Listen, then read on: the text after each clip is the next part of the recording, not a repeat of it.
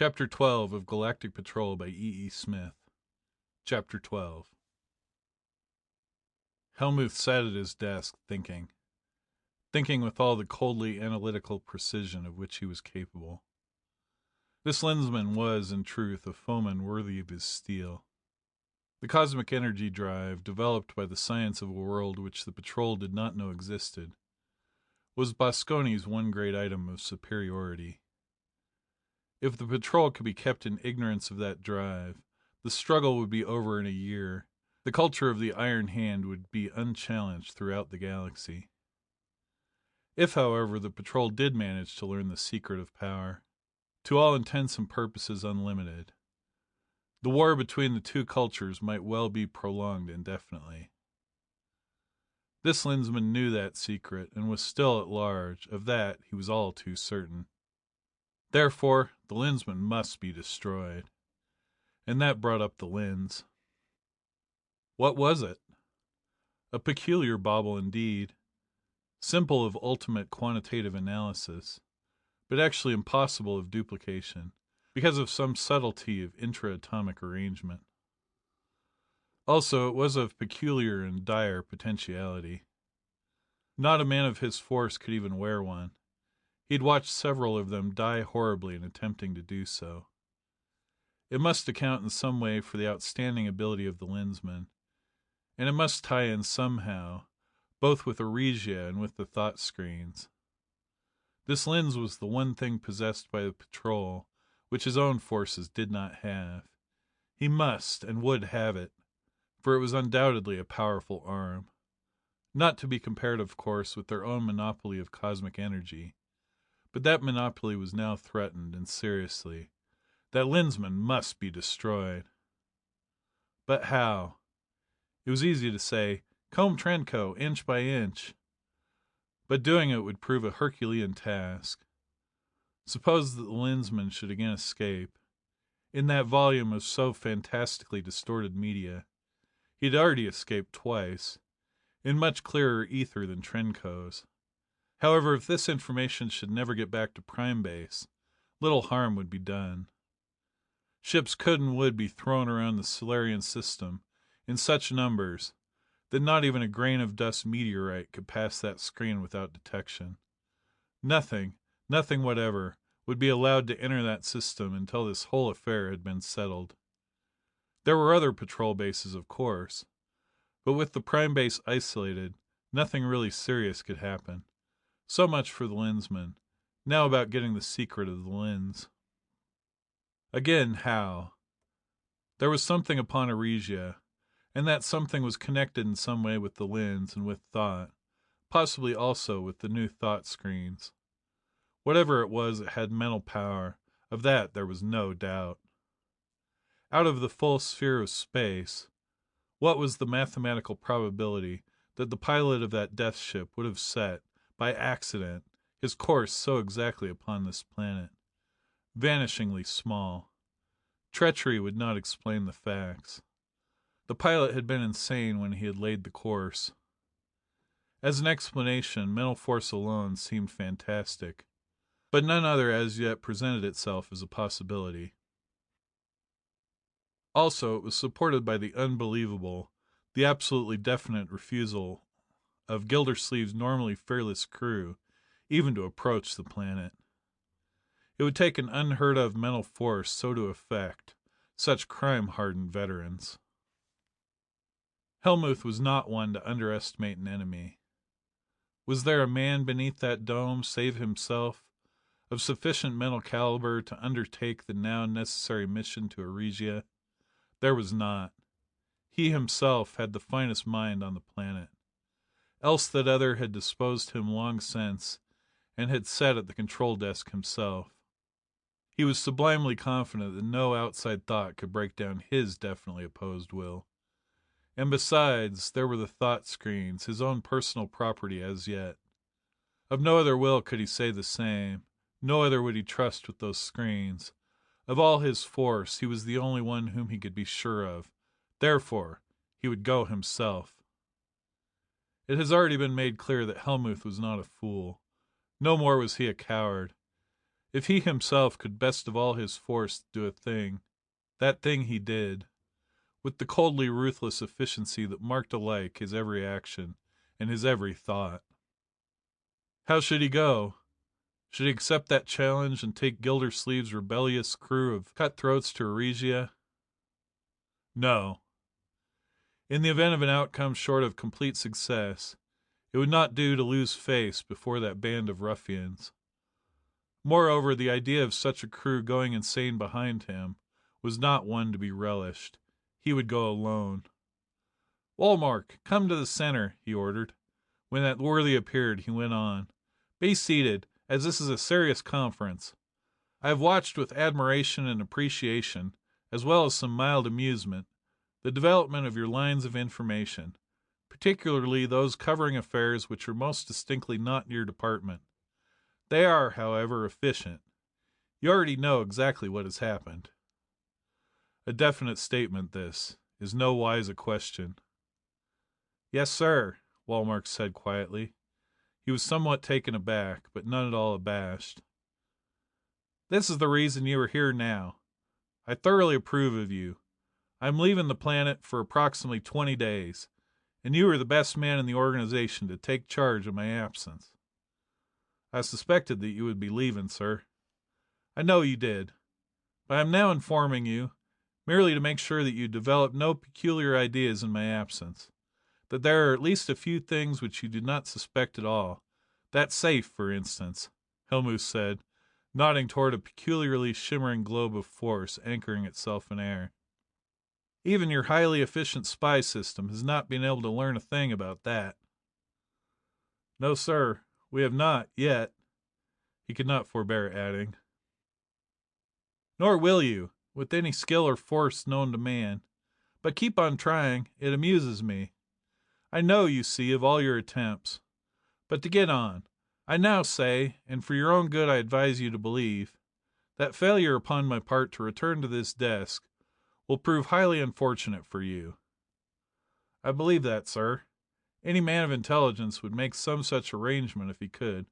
But, sir, suppose that the Eregians—" "If your 'if he could' implies a doubt, act upon it and learn wisdom," Helmuth advised him coldly. "You should know by this time that I neither gamble nor bluff.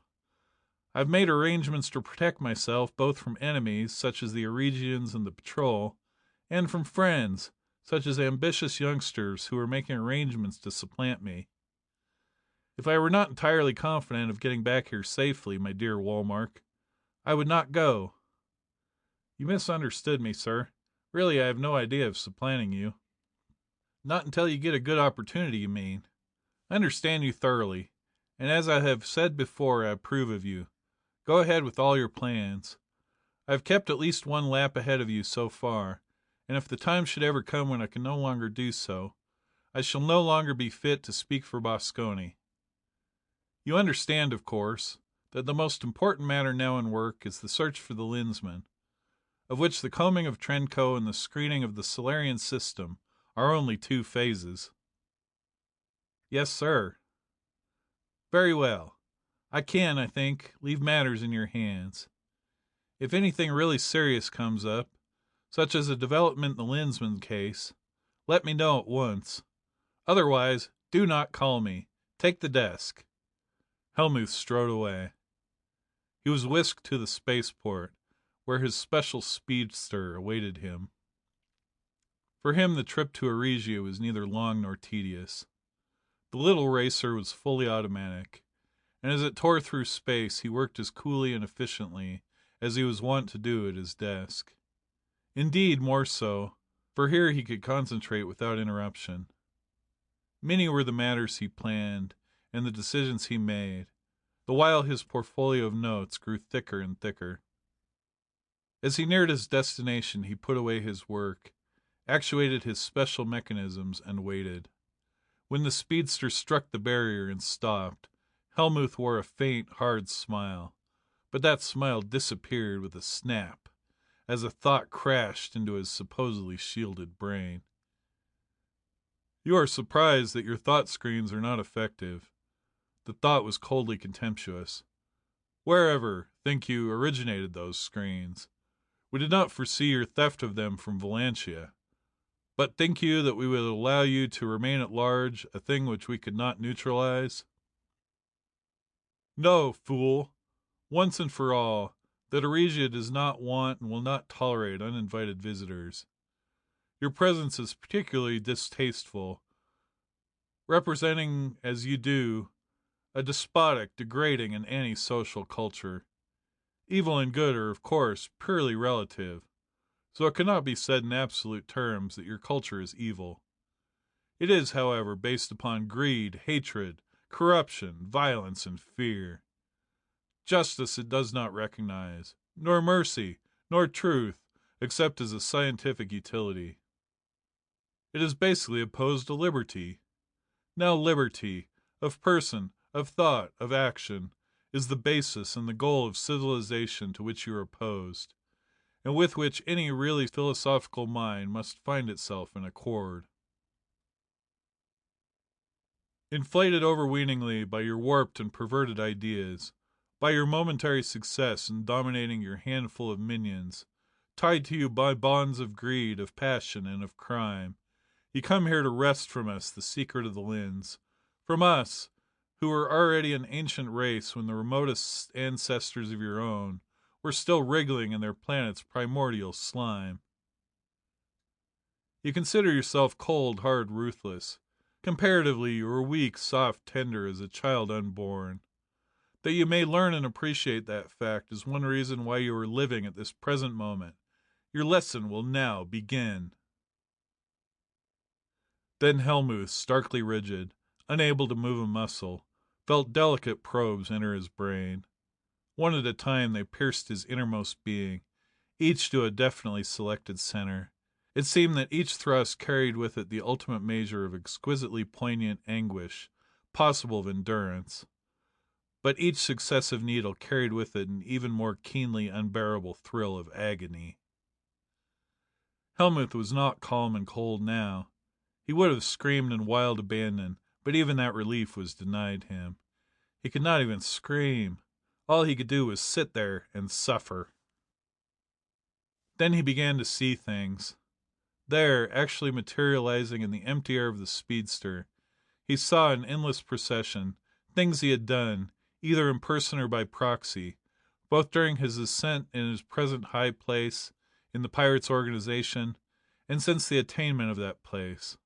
Long was the list, and black. As it unfolded, his torment grew more and even more intense, until finally, after an interval that might have been a fraction of a second, or might have been untold hours, he could stand no more. He fainted, sinking beyond the reach of pain into a sea of black consciousness. He wakened white and shaking, wringing wet with perspiration, and so weak that he could scarcely sit erect, but with a supremely blissful realization that, for the time being at least, his punishment was over. This, you will observe, has been a very mild treatment. The cold Aresian accents went on inside his brain. Not only do you still live, you are even still sane.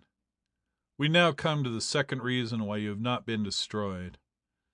Your destruction by us would not be good for that struggling young civilization which you oppose. We have given that civilization an instrument by virtue of which it should become able to destroy you and everything for which you stand. If it cannot do so, it is not yet ready to become a civilization, and your obnoxious culture shall be allowed to conquer and to flourish for a time. Now, go back to your dome. Do not return. We well know that you will not have the temerity to do so in person. Do not attempt to do so by any form whatever of proxy. There were no threats, no warnings, no mention of consequences, but the level and incisive tone of the Aresian put a fear into Helmuth's cold heart, the like of which he had never before known. He whirled his speedster about, and hurled her at full blast toward his home planet. It was only after many hours that he was able to regain even a semblance of his customary poise, and days elapsed before he could think coherently enough to consider, as a whole, the shocking, the unbelievable thing that had happened to him. He wanted to believe that the creature, whatever it was, had been bluffing, that it could not kill him, that it had done its worst. In a similar case he would have killed without mercy, and that course seemed to him the only logical one to pursue. His cold reason, however, would not allow him to entertain that comforting belief. Deep down he knew that the Arisian could have killed him as easily as it had slain the lowest member of his band, and the thought chilled him to the marrow. What could he do? What could he do? Endlessly, as the miles and light years reeled off behind his hurtling racer, this question reiterated itself, and when his home planet loomed close, it was still unanswered. Since Woolmark believed implicitly Helmuth's statement that it would be poor technique to oppose his return, the planet's screens went down at Helmuth's signal. His first act was to call all the department heads to the center for an extremely important council of war. There he told them everything that had happened, calmly and concisely, concluding, "They are aloof, disinterested, unpartisan to a degree I find impossible to understand. They disapprove of us on purely philosophical grounds, but they will take no active part against us as long as we stay away from their solar system. Therefore we cannot obtain knowledge of the lens by direct action, but there are other methods which shall be worked out in due course. The Arisians do approve of the patrol, and have helped them to the extent of giving them the lens. There, however, they stop. If the lensmen do not know how to use their lenses efficiently, and I gather that they do not, we shall be allowed to conquer and to flourish for a time. We will conquer, and we will see to it that the time of our flourishing will be a long one indeed. The whole situation, then, boils down to this: our cosmic energy against the lens of the patrol. Ours is the much more powerful arm, but our only hope of immediate success lies in keeping the patrol in ignorance of our cosmic energy receptors and converters. One lensman already has that knowledge. Therefore, gentlemen, it is very clear that the death of that lensman has now become absolutely imperative. We must find him, if that means the abandonment of our every other enterprise throughout the galaxy. Give me a full report upon the screening of the Solarian system." "It is done, sir," came the quick reply. "That system is completely blockaded. Ships are spaced so closely that even the electromagnetic detectors have a 500% overlap. Visual detectors have at least 250% overlap. Nothing as large as 1 centimeter in any dimension can get through without detection and observation. And how about the search of Trenco? Results are still negative. One of our ships, a Rigelian, with papers all in order, visited Trenco spaceport openly. No one was there except the regular force of Rigelians. Our captain was in no position to be too inquisitive, but the missing ship was certainly not in the port, and he gathered that he was the first visitor they had had in a month. We learned on Rigel 4 that Trogonsky, the lensman actually there, has been there for a month and will not be relieved for another month. He was the only lensman there. We are, of course, carrying on the search for the rest of the planet. About half of the personnel of each vessel to land has been lost, but they started with double crews and replacements are being sent. The lensman Trogonsky's story may or may not be true," Helmuth mused. "It makes little difference. It would be impossible to hide that ship in the Trenco spaceport from even a casual inspection. And if the ship is not there, the lensman is not. He may be hiding somewhere else on the planet, but I doubt it. Continue the search, nevertheless. There are many things he may have done. I will have to consider them one by one." But Helmuth had very little time to consider what Kinnison might have done, for the lensman had left Trenco long since. Because of the flare baffles upon his driving projectors, his pace was slow, but to compensate for this condition the distance to be covered was short. Therefore, even as Helmuth was cogitating upon what next to do, the lensman and his able crew were approaching the far-flung screen of Boskonian war vessels investing the entire solar system. To approach that screen undetected was a physical impossibility, and before Kinnison realized that he was in a danger zone, 6 tractors had flicked out, had seized his ship, and had jerked it up to combat range. But the Lensman was ready for anything, and again everything happened at once. Warning screamed into the distant pirate base, and Helmuth, tense at his desk, took personal charge of his mighty fleet. On the field of action, Kinnison's screens flamed out in stubborn defense. Tracers and tractors snapped under his slashing shears. The baffles disappeared in an incandescent flare as he shot maximum blast into his drive, and space again became suffused with the output of his now ultra-powered multiplex scrambler. And through that murk the Lensman directed a thought toward Earth, with the full power of mind and lens. "Port Admiral Haynes, prime base! Port Admiral Haynes, prime base! Urgent! Kinnison calling from the direction of Sirius! Urgent!" He sent out the fiercely driven message. It so happened that at prime base it was deep night, and Port Admiral Haynes was sound asleep. But his ever-vigilant lens received the message, and like the trigger-nerved old space cat that he was, the Admiral came instantly awake. Scarcely had an eye flicked open that his answer had been hurled back. "Haynes acknowledging. Send it, Kinnison." "Coming in a pirate ship, Van Buskirk, Thorndyke and I, and a crew of Valantians. All the pirates in space are on our necks. But we're coming in spite of hell and high water. Don't send up any ships to help us down. They could blast you out of space in a second, but they can't stop us. Get ready, it won't be long now." Then, after the Port Admiral had sounded the emergency alarm, Kinnison went on. "Our ship carries no markings, but there's only one of us, and you'll know which one it is. We'll be doing the dodging. They'd be crazy to follow us down to base with all the stuff you've got, but they act crazy enough to do almost anything. If they do follow us down, get ready to give them everything you've got. Here we are."